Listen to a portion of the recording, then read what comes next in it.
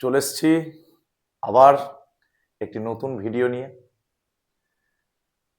কথা মতো আমি আমার কথা রেখেছি। আমরা লেকচার 1-এ কোষে দেখি 1.1 একচল বিশিষ্ট দ্বিঘাত সমীকরণের কনসেপ্ট ক্লিয়ার করেছি। আমরা 1.1-এর লেকচার 2-তে 5.1 পর্যন্ত মানে 1 থেকে শুরু করে 5-এর 1 দাগ পর্যন্ত অঙ্ক কমপ্লিট করেছি। সেই রীতিমতো পড়ে থাকা অঙ্কগুলো নিয়ে আমি আরেকবার ভিডিও নিয়ে চলে আসলাম। যে পড়ে থাকা অঙ্কগুলো রয়েছে, যে 5-এর 2 থেকে শুরু করে 6-এর 6 পর্যন্ত অঙ্কগুলো রয়েছে, সেই অঙ্কগুলো আজ আমাদের কমপ্লিট হবে। তো কথা মতো আমাদের 3টে লেকচারে আমাদের 1.1 কমপ্লিট। ঠিক আছে, তো আমরা চেষ্টা করেছি তোমাদেরকে খুব যত্ন সহকারে ভালোভাবে ধারণাটা ক্লিয়ার করার। আশা করি তোমরা যে রেসপন্স আর যে ভালোবাসা দিয়েছো, সেই ভালোবাসাতে আমার মনে হলো যে আমি ভিডিও না করে আর থাকতে পারলাম না। ওই জন্য আমি খুব তাড়াহুড়ো করে আবার ভিডিও নিয়ে চলে আসলাম। তাই তোমাদেরকে আমার অনেক শুভেচ্ছা যে তোমরা আমাকে এত ভালোবাসা দিয়েছো, এত কমেন্ট সেকশনে বলেছো, খুব ভালো লাগলো। তোমাদের আবদারে আমি আবার লেকচার 3 আনলাম। ঠিক আছে, তোমরা এইভাবে প্রতিটা চ্যাপ্টারের কনসেপ্ট এখান থেকে পাবে। তাই জন্য তোমাদেরকে কি করতে হবে, মন দিয়ে ক্লাসগুলো করতে হবে। কারণ মন দিয়ে না করলে ক্লাসে কিছুই বুঝতে পারবে না, এই কথাটা তোমাদের মাথায় রাখতে হবে। তাই জন্য আমরা আবার একটি ভিডিও লেকচার 3-তে, যেখানে আমাদের কোষে দেখি 1.1 আজ কমপ্লিট হয়ে যাবে। নেক্সট আমি আবার 1.2 নিয়ে আসবো, 1.3 হবে, 1.4 হবে, 1.5 হবে, এইভাবে আমাদের এই চ্যাপ্টারটা কমপ্লিট হবে। তো আমরা আজকে 1.1-এর কোষে দেখি 1.1-এর 5-এর 2 নম্বর দাগ থেকে বাকি অঙ্কগুলো করে নেব। তো আর দেরি না করে আমরা শুরু করি আজকের ক্লাস। সবাই মন দিয়ে লেগে পড়ো, খাতার পেন নিয়ে রেডি থেকো। তোমরা তোমাদের ক্লাস খুব ভালোভাবে এনজয় করো আর খুব ভালোভাবে দেখো। কোনো প্রবলেম থাকলে, ডাউট থাকলে তোমরা কমেন্ট সেকশনে অবশ্যই জানাবে। আমি আমার ক্লাস শুরু করছি। দেখো, আমরা আগের দিন যে টপিকটা পড়েছিলাম, তারপরে আমাদের সেই কমপ্লিট হয়ে গেছে টপিকগুলো। আমরা চলে আসি একদম 5-এর 2 দাগ পর্যন্ত, 5-এর 1 পর্যন্ত হয়ে গেছিল আমাদের 2 দাগে। আচ্ছা, এবার যে প্রশ্নটা আমাদেরকে নিয়ে পড়তে হবে, যে প্রশ্নটা আমাদের আলোচনা করতে হবে, সেই প্রশ্নটা হচ্ছে যে আমাদেরকে দেখতে হবে যে 5-এর 1-এ কি বলেছে। বলেছে নিচের বিবৃতিগুলো কালিটা চেঞ্জ করে নিই। আচ্ছা, নিচের বিবৃতিগুলো থেকে একচল বিশিষ্ট দ্বিঘাত সমীকরণ গঠন করো। তো 1 নম্বরটা হয়ে গেছে। 2 নম্বরটা কি বলেছে, দুটি ক্রমিক ধনাত্মক অযুগ্ম সংখ্যার গুণফল 143। তো দুটি ক্রমিক ধনাত্মক অযুগ্ম সংখ্যার গুণফল 143, তার মানে কি? তার মানে হচ্ছে যে দুটি ক্রমিক বলেছে। প্রথমে আমাদেরকে জানতে হবে যে ক্রমিক কথাটার মানে কি। ক্রমিক কথাটার মানে হলো পরপর, পরপর সংখ্যা। ক্রমিক কথাটার মানে হলো পরপর সংখ্যা, পরপর সংখ্যা। যেহেতু এটা সংখ্যা নিয়ে আলোচনা, তাই পরপর সংখ্যা। তাহলে আমরা দেখবে আমাদের যখন স্কুলের প্রেজেন্ট খাতা থাকে, সেখানে কি লেখা থাকে, সেখানে বা কোনো রকম ভাবে কোনো নাম প্রেজেন্টের খাতা বা কোনো রকম আমরা যদি ক্রমিক নাম্বার করি, তাই সে দেখবে এখানে একটা ক্রমিক নাম্বার দেওয়া থাকে। ক্রমিক নাম্বার তার কেন দেওয়া থাকে? পরপর নাম্বারগুলো 1 2 3 4 5 6 এইভাবে ক্রমিক নম্বরগুলো দেওয়া থাকে। তো ক্রমিক কথাটার মানে হচ্ছে, আমাদেরকে জানলাম ক্রমিক কথাটার মানে হচ্ছে পরপর। অর্থাৎ আমরা পরপর কেমন ভাবে হতে পারে পরপর? স্যার পরপর মানে কি 1 2 3 এইভাবেই কি পরপরটা হবে? তাছাড়া কি পরপর হওয়া সম্ভব নয়? যে কে বলেছে না হতে পারে পরপর? দেখো 1 2 3 4 5 ডট ডট ডট ডট চলছে, এটা একটা ক্রমিক। এইভাবে ক্রমিক হতে পারে। ক্রমিক এটা কি ক্রমিক সংখ্যা হলো। এইভাবে ক্রমিক হতে পারে, এইভাবেও হতে পারে 1 3 5 7 9 এইভাবে হতে পারে। বলছে স্যার এটা তো পরপর হলো না। হ্যাঁ পরপর হলো না, কিন্তু এদের গ্যাপটা দেখো, এখানেও 2 এর গ্যাপ, এখানেও 2 এর গ্যাপ, এখানেও 2 এর গ্যাপ, এখানেও 2 এর গ্যাপ। অর্থাৎ এটা ক্রমিকের মধ্যেই পড়লো, মানে আমি প্রথম সংখ্যাটার সাথে দ্বিতীয় সংখ্যা এবং দ্বিতীয় সংখ্যার সঙ্গে তৃতীয় সংখ্যার গ্যাপটাকে সেম রেখে ক্রমিক বানিয়েছি, গ্যাপটাকে সেম রেখে আমরা ক্রমিক বানিয়েছি। বোঝা গেল?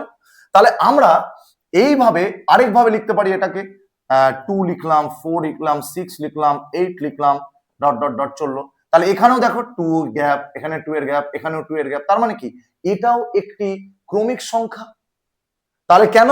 কারণ আমাদের এটাকে যদি আমরা বলি এটি একটি বিজোড় ক্রমিক সংখ্যা, বিজোড় ক্রমিক সংখ্যা, এটি একটি বিজোড় ক্রমিক সংখ্যা। এটা কেমন ক্রমিক সংখ্যা? এটি হচ্ছে একটি জোড় ক্রমিক সংখ্যা, জোড় ক্রমিক সংখ্যা। ক্লিয়ার? এটা একটি জোড় ক্রমিক সংখ্যা। তাহলে সবগুলোই আমাদের ক্রমিক সংখ্যা, অর্থাৎ পরপর কোনো নাম্বার থাকলেই সেই নাম্বারটাকে আমরা ক্রমিক সংখ্যা হিসাবেই গণনা করব। তাহলে এই যে অঙ্কটা বলেছে, এই অঙ্কটাতে আমরা দেখে নিব যে ক্রমিক কথাটার মানে, আমরা দেখে নিলাম যে ক্রমিক কথাটার মানে হচ্ছে পরপর। তাহলে ক্রমিক কথাটার মানে হচ্ছে পরপর। আচ্ছা, এবার আমরা চলে যাব ধনাত্মক। তাহলে এবার আমরা চলে যাব ধনাত্মক। ধনাত্মক কথাটার মানে কি? ধনাত্মক কথাটার মানে হলো কোনো পজিটিভ, ইংলিশে যদি বলি পজিটিভ কোনো সংখ্যা, মানে 1 2 3 4, সেখানে নেগেটিভের কোনো জায়গা নেই, সেখানে নেগেটিভের কোনো জায়গা নেই। তাহলে পজিটিভ সমস্ত সংখ্যাকে আমরা ধনাত্মক বলবো। ঠিক আছে? আচ্ছা, এবার বলেছে অযুগ্ম। অযুগ্ম কথাটার মানে, অযুগ্মকে বলা হয় আরেকটা ভাষায় বিজোড়। অর্থাৎ কেমন সংখ্যা নিতে হবে, ক্রমিকটাকে কেমন নিতে হবে? ধনাত্মক থাকতে হবে, পরপর হতে হবে এবং অযুগ্ম হতে হবে, মানে বিজোড় হতে হবে। তাহলে বিজোড় সংখ্যা কি কি হতে পারে? 1 একটা বিজোড় সংখ্যা, তারপরে 3 নিতে পারি, তারপরে 5 নিতে পারি, তারপরে 7 নিতে পারি, 9 নিতে পারি, এইভাবে আমাদের ক্রমিকটা চলবে। এগুলো হচ্ছে আমাদের অযুগ্ম সংখ্যা। তাহলে এগুলো যদি অযুগ্ম সংখ্যা হয়, তাহলে এই যে তাহলে কি এই কন্ডিশন তিনটাকে মেনে আমি যদি অঙ্কটাকে সাজাতে চাই, তাহলে কেমন ভাবে? দুটি ক্রমিক বলেছে। তাহলে আমরা বলে নিচ্ছি এখানে, আমরা এখানে লিখে নিই ভালো করে, আমরা এখানে লিখে নিই যে প্রথম ধরি, প্রথম ক্রমিক ধনাত্মক, প্রথম সংখ্যা, প্রথম সংখ্যা, অত লেখার দরকার নেই, ছোট অঙ্ক সব এগুলো। প্রথম সংখ্যা ধরলাম x, দ্বিতীয় সংখ্যা কি হবে? দ্বিতীয় সংখ্যা হয়ে যাবে তোমার, দ্বিতীয় সংখ্যা হয়ে যাবে, তাহলে কত হবে দ্বিতীয় সংখ্যাটা? আমি বলছি দ্বিতীয় সংখ্যাটা হবে x প্লাস 2। দ্বিতীয় সংখ্যাটা হবে x প্লাস 2। কেন x প্লাস 2 হলো? x প্লাস 2 কেন হলো দ্বিতীয় সংখ্যাটা? বলছে x প্লাস 2 হওয়ার কারণ, আমি যদি প্রথম সংখ্যা 1 ধরি একটি ক্রমিক, দ্বিতীয়টা তাহলে কি হবে? 3, দ্বিতীয়টা তাহলে কি হবে? 3, তারপর এটা কত হবে? 5। তাহলে আমি এই 1 কে বললাম এটা হচ্ছে x, তাহলে 3 কে কি লিখবো? x। 3টা কি করে তৈরি হয়েছে? 3টা তৈরি হয়েছে কি করে? 3টা তৈরি হয়েছে 1 প্লাস 2, কারণ 1 কে যদি আমি x ধরি, তাহলে 2 কে কি ধরবো? 2 তার সাথে যোগ করে দিলেই হয়ে যাবে x প্লাস 2। তাহলে 1 হচ্ছে x আর x প্লাস 2 করলে 3, তার মানে আমি প্রথমটা x যদি ধরি, তাহলে দ্বিতীয় সংখ্যাটা আমাকে x প্লাস 2। তৃতীয় সংখ্যাটা কি হতে পারে? তাহলে তৃতীয় সংখ্যাটা বানাতে গেলে আমাদের কি করতে হবে? 3 প্লাস 2 মানে 5। এবার 3 কে আমরা কি লিখেছি? x প্লাস 2, তাহলে x প্লাস 2 হয়ে গেল, প্লাস x প্লাস 2, তার সাথে আমি আবার 2 অ্যাড করে দিলাম, তাহলে এটা হয়ে গেল x প্লাস 4। তাহলে তৃতীয় সংখ্যাটা x প্লাস 4। এইভাবে ক্রমিকটা চলতে থাকবে, এইভাবে ক্রমিকটা তাহলে চলতে থাকবে। তাহলে আমরা এবার এটাকে আমরা তাহলে কি লিখলাম? প্রথম আমাদের দুটোই চেয়েছে, তাহলে দুটোর মধ্যে প্রথম সংখ্যা যদি x হয়, তাহলে দ্বিতীয় সংখ্যা x প্লাস 2। এবার কি বলেছে? ক্রমিক হয়ে গেল। দেখো এটা আমাদের কি আছে? ক্রমিকও আছে, অযুগ্ম আছে এবং ধনাত্মকও আছে, তিনটা কন্ডিশনই স্যাটিসফাই। এবার আমাদের বলেছে অযুগ্ম সংখ্যার গুণফল 143, গুণফল। তাহলে শর্তানুসারেতে আমরা লিখতে পারি, শর্তানুসারেতে শর্তটা কি দিয়েছে? অযুগ্ম সংখ্যা দুটির গুণফল। তাহলে প্রথম সংখ্যা x, দ্বিতীয় সংখ্যা x প্লাস 2, তাদের গুণফল মানে গুণ, সেটা কত হবে? 143। এবার এটাকে একটু সাজিয়ে দিলেই আমাদের অঙ্কটা ক্লিয়ার। সাজিয়ে দাও। x এর সাথে x এর x স্কোয়ার, 2 এর সাথে x কে গুণ করলে 2x প্লাস কত? 143। এখানে আমরা লিখতে পারি x square plus 2x minus 143 equal to 0। 43 কে নিয়ে চলে আসলাম। তাহলে এটা আমাদের কি হলো? এটি একটি একচল বিশিষ্ট দ্বিঘাত সমীকরণ। দ্বিঘাত সমীকরণ। ক্লিয়ার হয়েছে? ক্লিয়ার করতে পারলাম? তাহলে একদম পরিষ্কার ভাবে ক্লিয়ার হয়ে গেল অঙ্কটা। তাহলে তোমাদের কাছে একদম সহজভাবে জিনিসটাকে ক্লিয়ার করে দিলাম যে কতটা সহজভাবে, যে ভাষা যতই কঠিন হোক না কেন, যতই পাহাড় ভাঙার মতন ভাষা দিক না কেন, আমরা সেটাকে খুব সহজে করতে পারি যদি একটু অঙ্কটা নিয়ে ভাবি। আমাদেরকে ভাবতে হবে, আমাদের ব্রেনটাকে ইউজ করতে হবে, কারণ এই ব্রেনটাকে তুমি যত ঘষবে তত ধার হবে। তাই তোমাকে ব্রেনকে ইউজ করতে হবে। তাহলে আমরা কি শিখলাম? আমরা এই জিনিসে শিখলাম যে আমরা যদি নিজের ব্রেনকে ইউজ করি তাহলে যে কোনো অঙ্ককে আমরা করতে পারবো। তাহলে জিনিসটা কতটা সহজ, যখন ছিল তখন লেখা ছিল তখন কতটা কঠিন লাগছিল ভাষাটা পড়ে, যখন করার পরে কতটা সহজ, একদম ইজি। নেক্সট অঙ্ক দেখে নেব, চলো। নেক্সট অঙ্ক আমাদের কি বলেছে, নিচের বিবৃতিগুলি থেকে একচল বিশিষ্ট দ্বিঘাত সমীকরণ গঠন করো। এটাও আমাদের দ্বিঘাত সমীকরণ গঠন করতে হবে। কি বলেছে? দুটি ক্রমিক সংখ্যার বর্গের সমষ্টি। এবার কিন্তু কোনো অযুগ্ম বা ধনাত্মক এইরকম কোনো কন্ডিশন নেই, নর্মাল খালি ক্রমিক সংখ্যা। তাহলে নর্মাল ক্রমিক সংখ্যা দেখতে কেমন হয়? 1 2 3 4 5। আমি একটা নর্মাল ক্রমিক সংখ্যা লিখে নিলাম যেখানে কোনো কন্ডিশনে স্যাটিসফাইড হবে না। তাহলে নর্মাল এটা ক্রমিক সংখ্যা। তাহলে আমরা এইটাকে যদি সাজাতে চাই তাহলে আমাদের এখানেও বলেছে দুটি, তাহলে দুটি যদি বলে থাকে তাহলে আমরা ধরে নিব, ধরি প্রথম সংখ্যা, x, দ্বিতীয় সংখ্যা সেটা হবে আমাদের, তাহলে 1 যদি x হয়, 2 বানাতে গেলে 1 + 1 মানে 1 কে x ধরেছি তার সাথে 1 যোগ, তাহলে x + 1 হবে আমাদের দ্বিতীয় সংখ্যা। তাহলে x + 1 হয়ে গেল আমাদের দ্বিতীয় সংখ্যা। এটুকু ক্লিয়ার? x + 1 হয়ে গেল দ্বিতীয় সংখ্যা। তাহলে আমরা এটাকে এবার কন্ডিশন দিয়েছে শর্তানুসারেতে আমরা লিখতে পারি। এটার কন্ডিশন কি দিয়েছে? কন্ডিশন দিয়েছে যে তোমাদের দুটি ক্রমিক সংখ্যার বর্গের সমষ্টি। তাহলে দুটি ক্রমিক সংখ্যার, তাহলে প্রথম ক্রমিক সংখ্যার বর্গ, দ্বিতীয় ক্রমিক সংখ্যার বর্গ, এই যে দ্বিতীয় ক্রমিক সংখ্যা দুটিকেই বর্গ করতে হবে, তাদের সমষ্টি। তাহলে এখানে প্লাস, সেটা কত? 313 বসিয়ে দিলাম। একদম সহজ, খুব ইজি, একদম ইজি। বোঝা গেল? তাহলে এবার আমরা এটাকে কি লিখবো? তাহলে এটাকে আমি সাজিয়ে নিই। এক্স স্কোয়ার থেকে গেল a প্লাস বি তার হোল স্কোয়ারকে লিখতে পারি। এটা দেখো কোথাও একটা a প্লাস বি এর হোল স্কোয়ারের ফর্মুলা না? তাহলে a প্লাস বি তার হোল স্কোয়ার মানে a square plus 2ab plus b square. এই ফর্মেটে আমরা যদি সাজাই তাহলে আমাদের এটা হয়ে যাবে x square plus 2x plus 1 equal to 313। এটাকে আমরা লিখবো, দুটো এক্স স্কোয়ার পাশাপাশি আছে, তাহলে এটা হয়ে যাবে 2x square plus 2x plus 1 plus 1, আর 313কে আমি এদিকে নিয়ে চলে আসবো।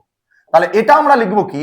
এটাকে আমরা লিখবো 2x স্কোয়ার প্লাস 2x, 313 থেকে 1 বাদ, তাহলে 312 ইকুয়াল টু 0। এটা হয়ে গেল আমাদের, এটি একটি একচল বিশিষ্ট দ্বিঘাত সমীকরণ। এটি একটি একচল বিশিষ্ট দ্বিঘাত সমীকরণ। কতটা ইজি, যে তোমরা দেখতে পারলে যে কতটা ইজি অঙ্কটা। এই অঙ্কগুলো পরীক্ষাতে আসে, তাহলে ভাবো তুমি যদি ভালো করে বুঝতে পারো এই অঙ্কগুলো তোমাদের কাছে জলভাত। এই অঙ্কগুলো কতটা সহজ অঙ্ক, বুঝে করলে কতটা ভালো, কতটা আনন্দ লাগে। তাহলে তোমরা বুঝতে পারলে যে 5-এর অঙ্কগুলো কতটা সহজ ছিল। এখন পর্যন্ত আমি একটু গ্যারান্টি দিতে পারি যে এখন পর্যন্ত তোমাদের কোনো কোশ্চিন ভারী লাগে। সব কটা প্রশ্ন তোমাদেরকে এতটা কনসেপ্ট দিয়ে বুঝিয়েছি, আশা করি তোমাদের খুব ভালো লাগবে। তাহলে এখন পর্যন্ত যদি কঠিন লাগেনি তাহলে বাকি অঙ্কগুলো কঠিন লাগবে না। সে যত বড়ই লাইন থাকুক না কেন, যত পাটিগণিতের মতন দেখতে অঙ্ক হোক না কেন, বড় বড় সাইজের অঙ্ক, তাও আমাদের কঠিন লাগবে। তাহলে আমরা জিনিসটাকে বুঝে নেব। তাহলে আমাদের এই জিনিসটা ক্লিয়ার হয়ে গেল, এই কোশ্চেনটা ক্লিয়ার আমাদের। তাহলে আমরা চলে যাব পরের প্রশ্নে। দেখো এবার আমরা চলে আসলাম 6-এর প্রশ্নগুলোতে। এখানে আমাদের যে প্রশ্নগুলো বলেছে, এখানেও আমাদের একচল বিশিষ্ট দ্বিঘাত সমীকরণ সাজাতে বলেছে, কিন্তু এখানে আমাদের একটু প্রশ্নটাকে লিখে প্রশ্ন, মানে একটু বড় বড় টাইপের সমীকরণ আসবে, জিনিসগুলোকে সমাধান করতে হবে। ঠিক আছে, চলো দেখা যাক, এটাকে সলভ করি। চলো প্রথমে আমাদেরকে বলে দিয়েছে একটি আয়তকার ক্ষেত্রের কর্ণের দৈর্ঘ্য। একটি আয়তকার ক্ষেত্রের কর্ণের দৈর্ঘ্য 15 মিটার এবং তার প্রস্থ অপেক্ষা 3 মিটার বেশি। দৈর্ঘ্য 15 মিটার এবং তার দৈর্ঘ্যটা কর্ণের দৈর্ঘ্য বলেছে 15 মিটার আর তার দৈর্ঘ্যটা প্রস্থ অপেক্ষা 3 মিটার বেশি। প্রস্থ অপেক্ষা 3 মিটার বেশি, ঠিক আছে? প্রস্থ অপেক্ষা 3 মিটার বেশি বলেছে। তাহলে আমাদের আয়তক্ষেত্রের কর্ণের দৈর্ঘ্য আমাদের দিয়ে দিয়েছে আর দৈর্ঘ্যটা বলেছে কি, তার দৈর্ঘ্যটা প্রস্থ অপেক্ষা 3 মিটার বেশি। তাহলে প্রস্থ অপেক্ষা যদি 3 মিটার বেশি হয় তাহলে আমাদের এই জায়গাটা কিভাবে করব ভালো করে বুঝবে, ঠিক আছে? তাহলে প্রস্থ অপেক্ষা 3 মিটার বেশি, তাহলে আমরা প্রথমে দেখে নিই এই জিনিসটা ভালো করে। দাঁড়াও জাস্ট এ মিনিট, দেখো কি হবে এখানে। তাহলে আমরা বলছি ধরি, তাহলে আমাকে দৈর্ঘ্যটা বলেছে প্রস্থ অপেক্ষা বেশি। দৈর্ঘ্য প্রস্থ অপেক্ষা বেশি, তার মানে এটুকু আমরা বুঝতে পেরেছি যে এখানে আমাদেরকে ধরতে হবে প্রস্থকে। যদি আমি প্রস্থকে ধরি তাহলে দৈর্ঘ্যটা তার থেকে বেশি হবে। তাহলে আমি লিখি ধরি আয়তকার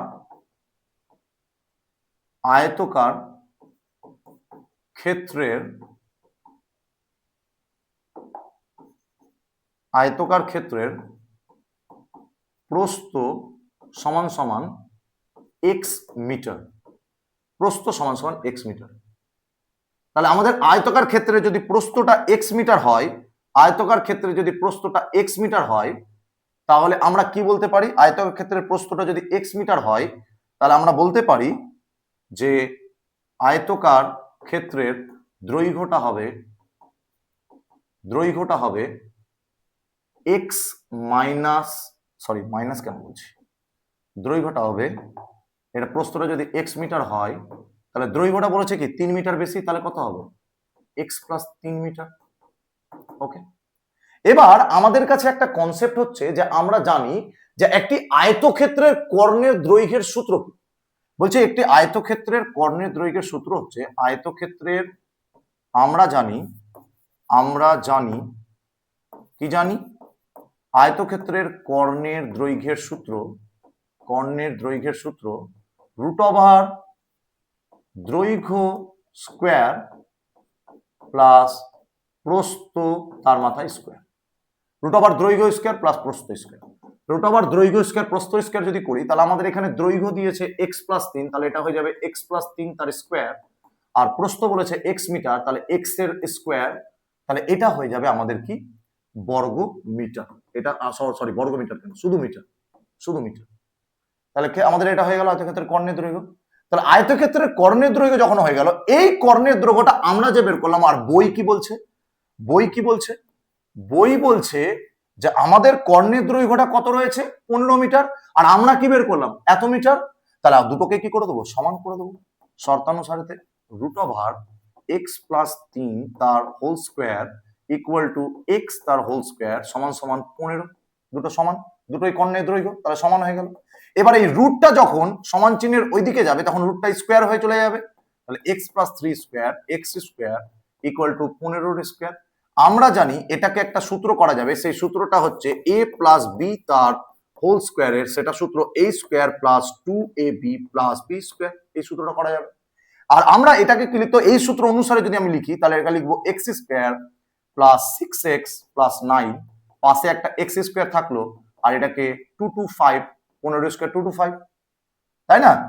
তাহলে এবার x স্কয়ার আর এই x স্কয়ার যোগ হয়ে সেটা হয়ে গেল 2x স্কয়ার, 6x বসে গেল, 9 চলে আসলো, আর এই দিক থেকে 225কে আমি মাইনাস করে নিয়ে চলে আসলাম, সেটা হয়ে গেল 2x square plus 6x plus sorry minus, যেহেতু মাইনাস বলেছে কারণ এটা বড়র আগে মাইনাস আছে, তাহলে এটা 6x মাইনাস 216 ইকুয়াল টু 0।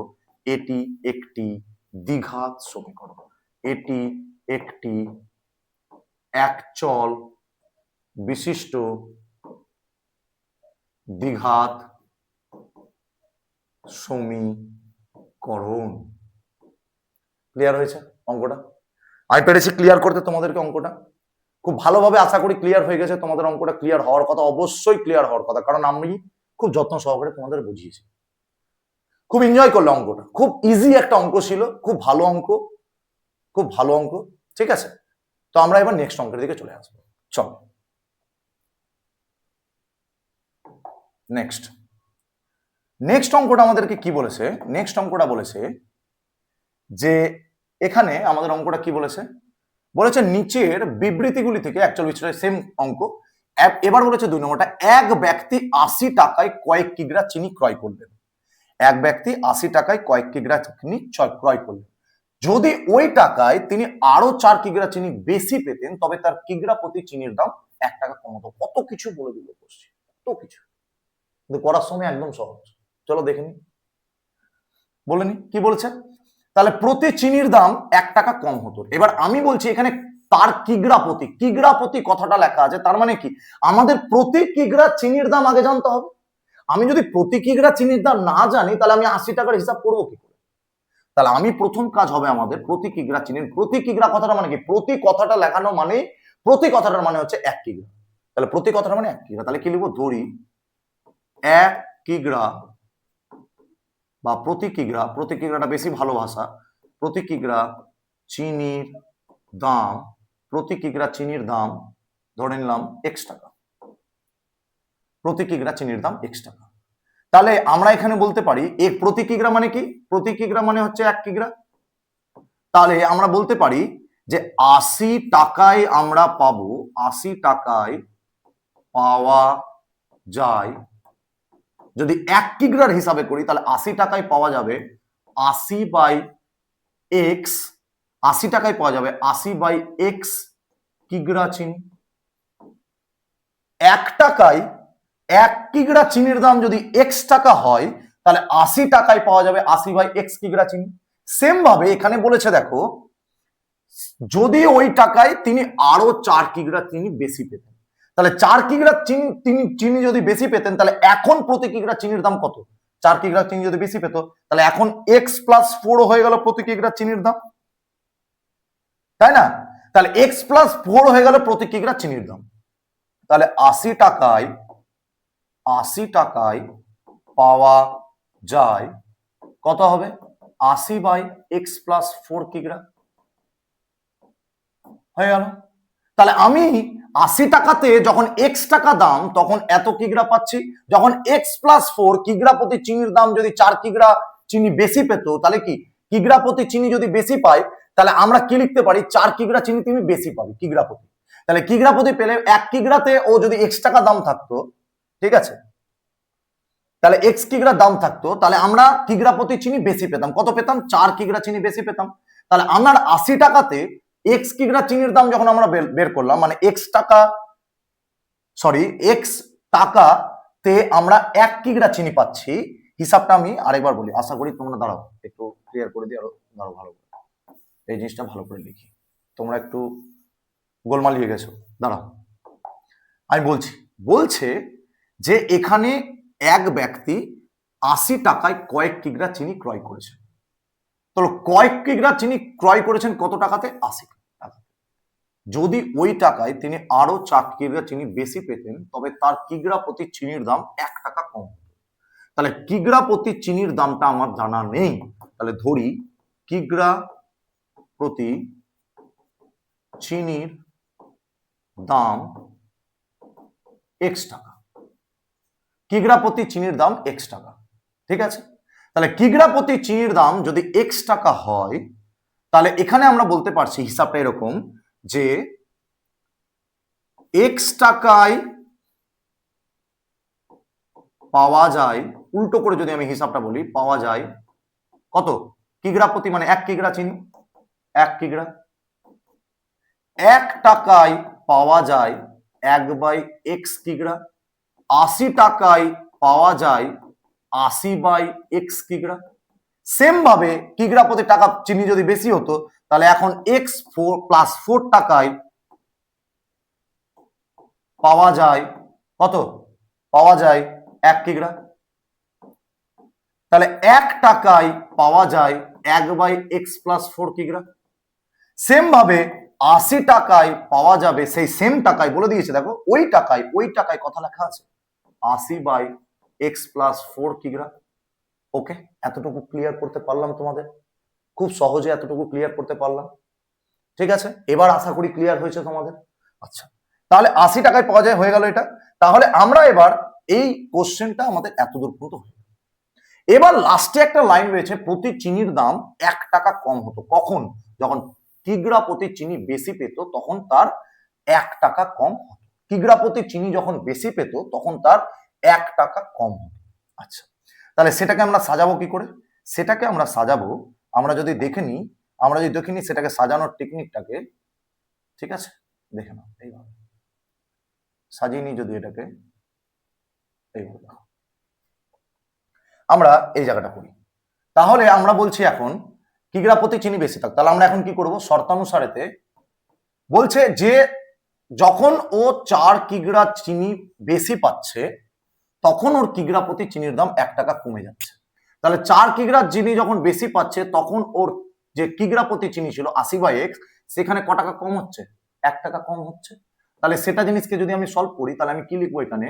এটাকে যদি আমি সলভ করি তাহলে 80/x এটা থাকলো, আমি এইটাকে এদিকে নিয়ে আসলাম আর 1 কে এদিকে পাঠালাম। তাহলে আমি এটাকে কি করব? 80/x + 4 = 1। এবার এটাকে আমরা যদি সমাধান করি তাহলে সমাধান করলে লসাগু করব x × x + 4, x x মিলে গেল, তাহলে x x মিলে যাওয়ার ফলে তাহলে এখানে হয়ে গেল 80 × x + 4 - x + 4 মিলে গেল, তাহলে 80x = হচ্ছে 1। এবার এখানে 80 এর সঙ্গে x কে গুণ করলে 80x + 320 - 80x এটা হয়ে যাবে কত? ইকুয়াল টু হয়ে যাবে x × x + 4, ক্রস মাল্টিপ্লিকেশন, এটার সাথে এটা, এটার সাথে এটা। এবার আমরা লিখতে পারবো এখানে 80x আর 80x কেটে যাবে, এখানে হয়ে গেল 320 আর এটা হয়ে গেল x² + 4x। এবার আমি কি করব? একটু এদিক ওদিক করে সাজিয়ে নেব, x² + 4x 320 কে মাইনাস করে এদিকে নিয়ে আসলে এটা = 0। এটি এটি এটি একটি এক চল বিশিষ্ট, এটি একটি এক চল বিশিষ্ট দ্বিঘাত সমীকরণ। ক্লিয়ার হয়েছে? এটি একটি একচল বিশিষ্ট দ্বিঘাত সমীকরণ। একদম সহজ অঙ্ক, একটু হাই লেভেল থেকে ছিল, এর আগের অঙ্কটা থেকে একটু বেশি কঠিন। বাকি অঙ্কটা সহজ ছিল, কিছু ছিল নর্মাল ভাবে জিনিসটাকে বুঝলে একদম সহজ। আমাদের কাছে 1 কিগ্রা চিনির দাম জানা ছিল না, আমরা সেটাকে বার করলাম x টাকা। সেখানে বলেছে এবার x টাকা 80 টাকার হিসেবে আমরা যদি চিনির দামটা পাই তাহলে 80 টাকার হিসেবে মূল্যটা কত হবে? 80/x টাকা। এবার যদি আমরা কিগ্রা প্রতি চিনি বেশি হতো, মানে x + 4 টাকায় 1 কিগ্রা এখন পাওয়া যাচ্ছে, তাহলে কিগ্রা প্রতি চিনি 4 কিগ্রা বেশি পেতাম, x + 4, তাহলে 80 টাকার মূল্য সেখানে কত হবে? 80/x + 4। এবার বলছে কি কিগ্রা প্রতি চিনি 4 কেজি বেশি পেলে সেখানে 1 টাকা কম হতো, সেই 1 টাকা কম কি করবে? তাহলে কি 4 কিগ্রা বেশি হলে সেখানে মোট আগের যে 80 টাকায় যে x কিগ্রা চিনি পেতাম সেখানে কি হতো? 1 টাকা কম হতো। সাজিয়ে নিলাম, লসাগু করলাম, করে আমাদের x² + 4x - 320 = 0। একদম সহজ, একদম ক্লিয়ার হয়ে গেল বিষয়টা। এইভাবেই বিষয়টাকে ক্লিয়ার করতে হবে, খুব সহজে। ঠিক আছে, বোঝা গেল? নেক্সট অঙ্ক দেখেন, চলো। এবার বলেছে 3 দাগের অঙ্কটা আমাদের, দুটি স্টেশনের দূরত্ব 300 কিলোমিটার। একটি ট্রেন প্রথম স্টেশন থেকে সমবেগে দ্বিতীয় স্টেশনে গেল এবং ট্রেনটির গতিবেগ ঘন্টায় 5 কিমি বেশি। একদম সেম টু সেম একই অঙ্ক। তাহলে দুটি স্টেশন ভাবলে এটা স্টেশন থেকে এটা স্টেশন দূরত্ব হচ্ছে 300 কিলোমিটার, 300 কিমি, ফার্স্ট স্টেশন আর সেকেন্ড স্টেশন। তাহলে আমাদেরকে বলছে দুটি সম স্টেশন থেকে সমবেগে দ্বিতীয় স্টেশনে গেল, সমবেগে। কিন্তু আমাদের কাছে এই যে সমবেগ কথাটা বলেছে, এই সমবেগের কি কত সমবেগটা সেটা কি আমার জানা আছে? জানা নাই। তাহলে যেটা জানা নাই তাকে আমরা x ধরে নেব। তাহলে ধরে নিব আমরা প্রথমে ধরে নেব, অঙ্কটাতে ধরি ট্রেনটির সমবেগ x কিমি পার ঘন্টা, মানে 1 ঘন্টায় x কিমি যায়, এটার মানে 1 ঘন্টায় x কিমি যায়, তাহলে x কিমি পার ঘন্টা। তাহলে এবার প্রথম স্টেশন থেকে দ্বিতীয় স্টেশনে যাচ্ছে, সেখানে 300 কিলোমিটার, তার মানে 300 কিমি যেতে সময় লাগে, 300 কিমি যেতে সময় লাগে কত? নর্মাল হিসাব, যদি ওইভাবে না করো তাহলে ডাইরেক্ট করো, তাহলে 300/x কিমি পার ঘন্টা। 300 কিমি যেতে সময় লাগে কত? এত ঘন্টা। ঘন্টা লিখো ডাইরেক্ট 300/x ঘন্টা। এবার বলছে দ্বিতীয় স্টেশনে যেতে, প্রথম স্টেশন থেকে সমবেগে দ্বিতীয় স্টেশন যেতে, এই যে দ্বিতীয় স্টেশন গেল সেখানে 5 কিমি ঘন্টায় বেড়ে গেল। তাহলে 5 কিমি বেড়ে গেলে তাহলে x+5 হয়ে গেল, x+5 কিমি পার ঘন্টা হয়ে গেল এখন গতিবেগটা। তাহলে সেই 300 কিমি যেতে, 300 কিমি যেতে, সেই 300 কিমি যেতে সময় এখন কত লাগবে? সেই 300 কিমি যেতে সময় লাগবে 300/x+5 ঘন্টা, x+5 ঘন্টা। ওকে, একদম সেম, x+5 ঘন্টা। একদম ক্লিয়ার হলো অঙ্কটা। তাহলে এবার এই জিনিসটাকে শর্তানুসারে আমরা কন্ডিশন যত করে নিলাম, এবার আমাদেরকে এটাকে শর্তানুসারে সাজাতে হবে। তাহলে শর্তানুসারে যদি আমি সাজাই, শর্তানুসারে যদি আমি এটাকে সাজাই, শর্তানুসারে যদি আমি সাজালাম এটাকে, তাহলে কি হবে? এটাকে শর্তানুসারে সাজালে হবে, চলো আমি করে নিই এটা এদিকে। শর্তানুসারে সাজালে হবে, তাহলে আমাদের কাছে এখন বলেছে যদি 5 কিমি বেশি হলে, 5 কিমি বেশি হলে দ্বিতীয় স্টেশনে 2 ঘন্টা সময় কম হতো। তাহলে 5 কিমি বেশি হলে তাহলে কাকে আগে লিখবো? আগেরটাতে ছিল 4 কিমি, 4 কিগ্রা বেশি, তাই জন্য ওটাকে 4 নিচে যে x+4 ছিল তাকে আগে লিখেছিলাম। এবার 5 কিমি বেশি বলেছে, তাহলে কাকে আগে লিখবো? 300/x+5 ইকুয়াল টু, এবার কি বলেছে কত থেকে কম লাগতো? 2 ঘন্টা সময় দ্বিতীয় স্টেশন যেতে কম লাগতো, তাহলে আগের গতিবেগটা লিখবো যেটা x এর ছিল 300/x মাইনাস কত? মাইনাস কত? মাইনাস বলেছে 2 ঘন্টা, 2 ঘন্টা সময় কম লাগতো। তাহলে এটাকে সলভ করে নাও। তাহলে 300x থাকলো, আমি এটাকে এদিকে মাইনাস করে নিয়ে আসলাম, তাহলে 300/x+5 হয়ে গেল ইকুয়াল টু 2। এবার আমাদের এটা কত হবে? x ইন্টু x+5 হলো এলসিএম মানে লসাগু, x x মিলে গেল, তো 300 ইন্টু x+5 এটা থেকে গেল minus 300x minus equal to 2। Cross multiplication করব, ক্রস মাল্টিপ্লিকেশন করলে 300x উপরে হবে, তারপরটা হবে 1500, তারপরে হবে 300x, আর এটা হবে 2 ইন্টু এক্স, গুণ করে দিই, এক্স এর সঙ্গে গুণ করলে এক্স স্কোয়ার, তাহলে 2x স্কোয়ার, আর এক্স এর সঙ্গে 5 গুণ করলে 5x, তার মানে 10x হয়ে গেল 10x।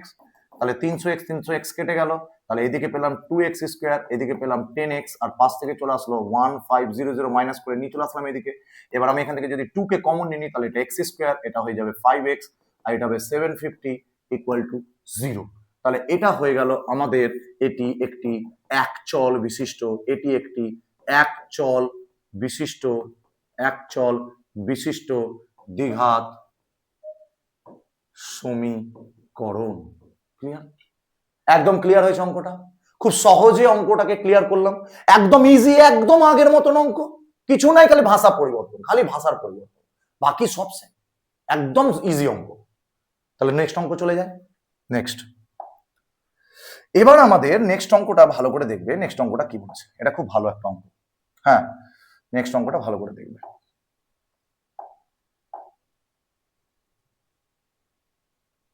চলো,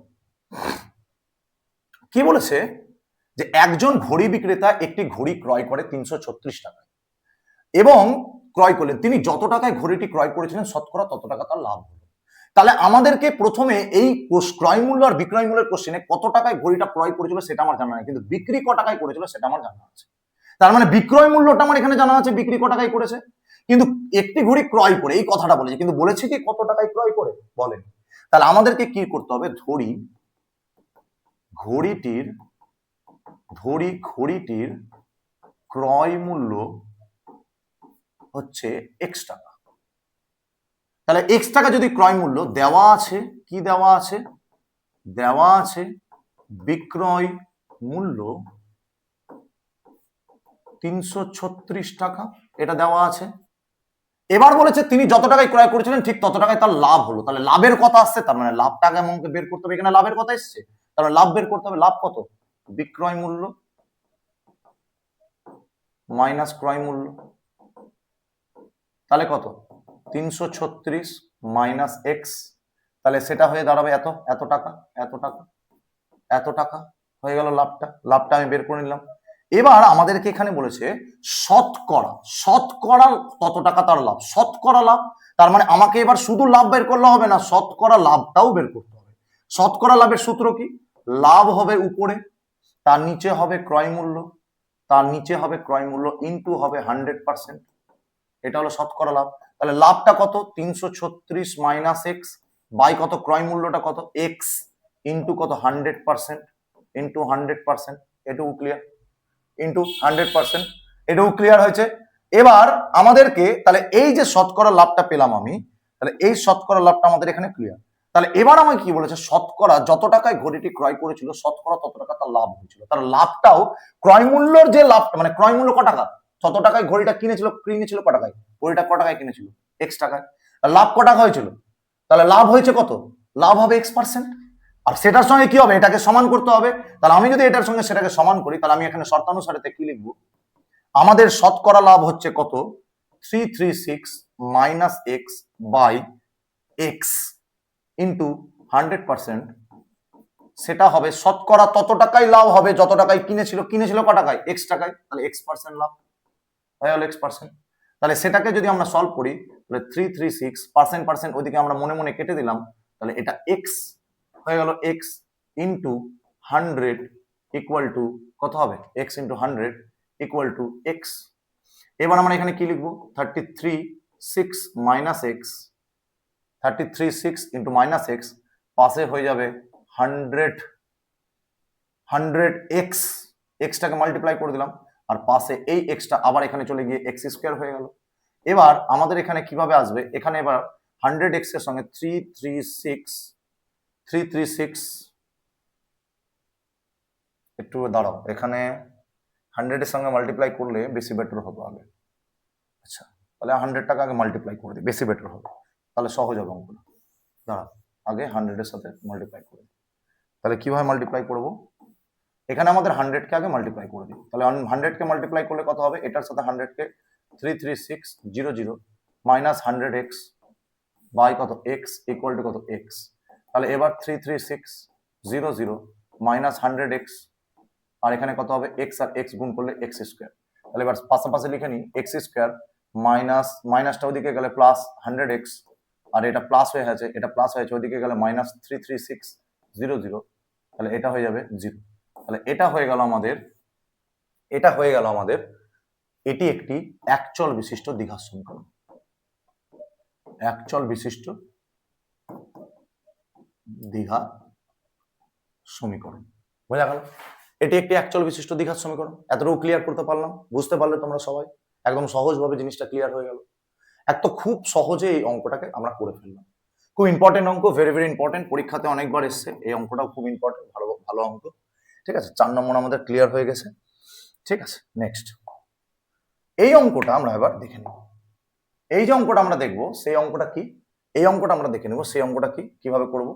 দেখো, এই অঙ্কটা একটা ভেরি ভেরি ইম্পর্টেন্ট অঙ্ক, এটা খুব ভালো অঙ্ক, এই অঙ্কটাও খুব ভালো। কি বলছে, নিচের বিবৃতিগুলো থেকে একচল বিশিষ্ট দ্বিঘাত সমীকরণ বার করো, নিচের বিবৃতিগুলো থেকে। তাহলে এখানে আমাদের স্রোতের বেগ ঘন্টায় 2 কিমি হলে রত্নাকরীর স্রোতের অনুকূলে কিমি গিয়ে, রত্নাকরী একটা মাঝি, অর্থাৎ এখানে একটু গন্ডগোল আছে লেখাতে। আচ্ছা, রত্নাকরীর তো হবে না, স্রোতের অনুকূলে 21 কিমি গিয়ে ওই দূরত্ব ফিরে আসতে 10 ঘন্টা সময় লাগে অনুকূলে। আচ্ছা, স্রোতের অনুকূলে 21 কিমি গিয়ে আবার ফিরে আসছে, তার মানে অনুকূল প্রতিকূল দুটোই কাজে লাগছে এখানে, অনুকূল প্রতিকূল দুটোই কাজে লাগছে। ঠিক আছে, অনুকূলে ফিরে আসতে আবার 10 ঘন্টা সময় লাগে। তাহলে আমরা প্রথমে একটা জিনিস দেখে নিব, প্রথমে এখানে যেহেতু নৌকার কথা বলা হয়েছে, নৌকারই বলা হয়েছে স্রোতের বেগ, তাহলে স্রোতের বেগ জানার আগে আমাদেরকে নৌকার বেগ জানতে হবে। ধরি নৌকার বেগ x কিমি পার ঘন্টা, ধরি নৌকার বেগ x কিমি পার ঘন্টা। তাহলে নৌকার বেগ যদি x কিমি পার ঘন্টা হয়, নৌকার বেগ যদি x কিমি পার ঘন্টা হয়, তাহলে আমরা বলতে পারবো এবার একবার স্রোতের অনুকূলে যদি আমি বেগটা বার করি, স্রোতের অনুকূলে, অনুকূলে কথাটার মানে হচ্ছে অনুকূলে যাচ্ছে 2 কিমি, দেখো অনুকূলে 2 কিমি, স্রোতের বেগ ঘন্টায় 2 কিমি, তাহলে স্রোতের বেগ ঘন্টায় যদি 2 কিমি হয়, তাহলে একবার স্রোতের অনুকূলে যাচ্ছে আবার ফিরে আসছে, তার মানে কি স্রোতের প্রতিকূলে, তাহলে অনুকূলে বেগটা কত, অনুকূলে স্রোতের বলেছে, কিন্তু স্রোতের বেগ যেহেতু, স্রোতের বেগটা যেহেতু 2 কিমি, স্রোতের বেগটা কত, স্রোতের বেগটা হচ্ছে 2 কিমি পার ঘন্টা, এটা স্রোতের বেগ, স্রোতের বেগ। তো অনুকূলে বেগ বার করতে গেলে কি সূত্র লাগে, নৌকার বেগ, অনুকূলে যদি আমি বার করতে চাই তাহলে আমার কি বের করতে হবে, সূত্রটা হচ্ছে নৌকার বেগ প্লাস স্রোতের বেগ, নৌকার বেগ প্লাস স্রোতের বেগ, এটা হচ্ছে অনুকূলের বেগ। তাহলে নৌকার বেগ কত x, আর স্রোতের বেগ কত 2, তাহলে x প্লাস 2 কিমি পার ঘন্টা, এটা হচ্ছে স্রোতের অনুকূলে।